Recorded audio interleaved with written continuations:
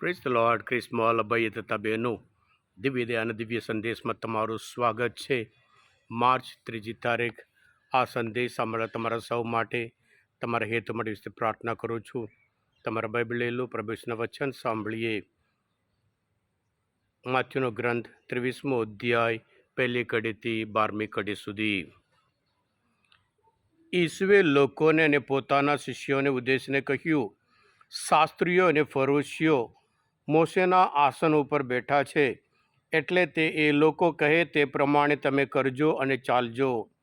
પણ એ લોકો કરે છે તે પ્રમાણે કરશો નહીં, કારણ એ લોકો કહે છે કહી અને કરે છે કહી. તેઓ તો કમર તોડી નાખે એવા બોજાની ગાંસડીઓ બાંધી બીજાની ખાંધે ઉપર લાદે છે, પણ એ ઉઠાવવા માટે પોતે એક આંગળી સુદ્ધા હલાવવા તૈયાર નથી. તેઓ જે કંઈ કરે છે તે દેખાડવા માટે કરે છે. તેઓ શાસ્ત્ર વચનોના મોટા મોટા તાવીજો રાખે છે અને વસ્ત્રની ઝૂલ પણ મોટી રાખે છે. ભોજન સમારંભમાં મુખ્ય સ્થાન, સભાગૃહોમાં આગલી બેઠક તેમને ગમે છે. રસ્તે ઘાટે લોકો વંદન કરે અને ગુરુજી ગુરુજી કહે એવું તેઓ ઈચ્છે છે. પણ તમે પોતાને ગુરુજી કહેવડાવશો નહીં, કારણ તમારે એક જ ગુરુ છે અને તમે બધા ભાઈઓ છો. પૃથ્વી ઉપર કોઈને પણ માણસને પિતા કહેશો નહીં, કારણ તમારે એક જ પિતા છે, તે પરમપિતા. તેમ તમે પોતાને આચાર્ય પણ કહેવડાવશો નહીં, કારણ તમારે એક જ આચાર્ય છે અને તે ખ્રિસ્ત. તમારામાં જે સૌથી મોટો હોય તો તમારો સેવક હોય, કારણ જે કોઈ પોતાને મોટો કરશે તેને નાનો કરવામાં આવશે, જે કોઈ પોતાને નાનો કરશે તેને મોટો કરવામાં આવશે. આ પ્રભુની વાણી છે, તે આપણો આધાર છે. ક્રિસ્મોલ ભાઈ તથા બહેનો, જ્યારે ફાધરોને દીક્ષા આપવામાં આવે ત્યારે બિશપ જે ઉમેદવાર છે એમને કહે છે, પ્રેક્ટિસ વોટ યુ પ્રીચ. તું જે પ્રચાર કરે છે પહેલાં એ પ્રેક્ટિસ કર, એમ કહેવામાં આવે છે. ક્રિસ્મોલ ભાઈ તથા બહેનો, આ શાસ્ત્રીઓ, આ ફરોશીઓ ધર્મ જે શાસન પર બેઠા હતા, પણ એમનું જીવન બિલકુલ અલગ પ્રકારનું હતું. એમાં એ લોકો એટલા બધા ઘમંડ હતા. પ્રભુ પોતે કહે છે દુનિયામાં આવું ચાલે છે. માર્કના ગ્રંથમાં 10મો અધ્યાયમાં પ્રભુ પોતે કહે છે, તમે જાણો છો દુનિયામાં જેઓ રાજ કરતા ગણાય છે તેઓ લોકો ઉપર દોર ચલાવે છે, તેમના આગેવાનો તેમને દબાવે છે, પણ તમારામાં એવું થવું ન જોઈએ. જેવી રીતે ફરોશીઓ, એટલે પ્રભુ કહે છે એ લોકો કહે છે તે પ્રમાણે કરજો, પણ એ લોકો કરે છે એમને જે પ્રેક્ટિસ કરે છે એ પ્રમાણે કરશો જ નહીં.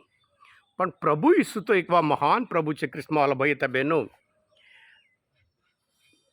જે છેલ્લા ભોજન વખતે કોઈએ ધાર્યું પણ નહીં, બધા શિષ્યોને બેસાડે છે, એ પોતે ઘૂંટણે પડી એમના શિષ્યોના પગ ધોઈ નાખે છે.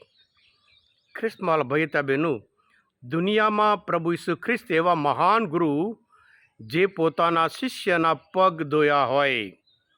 ઈશ્વર પોતે માણસના પગ ધોવે છે, પણ પછી કહે છે તમે મને પ્રભુ અને ગુરુ કહો છો અને એ યોગ્ય છે, પણ જે મેં કર્યું એમ તમારે પણ કરવું, તમારે પણ એકબીજાના પગ ધોવા જોઈએ છે.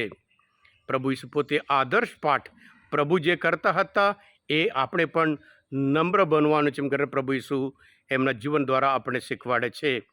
ફિલિપના ધર્મસભા સંત પૌલ પોતે કહે છે પ્રભુ ઈસુ શક્તિશાળી ઈશ્વરના પુત્ર એ શૂન્યવદ બન્યા, એમ કરીને ફિલિપના ધર્મસભા 2 અધ્યાયમાં 7મી કલમમાં કહે છે. સાથે સાથે આપણે જાણીએ છીએ પ્રભુ ઈસુ આખો દિવસ આખી રાત પ્રાર્થના કરતા. અમુક વખત એમને ખાવા માટે સમય નહીં. લોકો એમની પાછળ, એમની પરિસ્થિતિ એટલી ખરાબ હતી અને લોકો એમની પાછળ આવતા હતા, છતાં પ્રભુ ઈસુ પ્રાર્થના માટે સમય કાઢીને પ્રાર્થના કરતા હતા, જેથી કરી પિતા પરમેશ્વરની શક્તિ એમનામાં આવે. એટલા માટે પ્રભુ ઈસુ હંમેશા પ્રાર્થના માટે સમય કાઢતા હતા.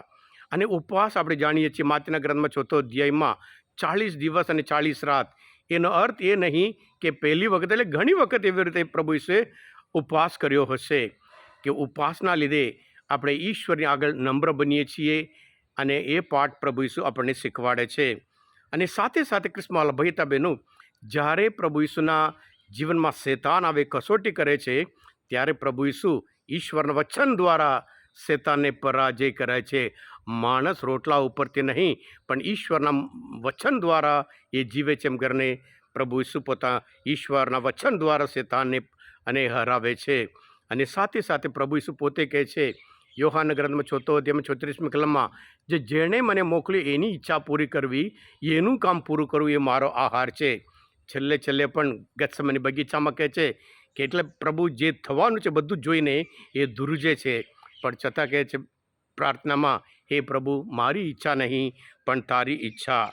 હા ક્રિસ્મસ ભયતા બહેનો, સાથે સાથે પ્રભુ ઈસુ પોતે આપણને શીખવાડે છે કે આપણે પણ એકબીજાને સેવા કરવી જોઈએ.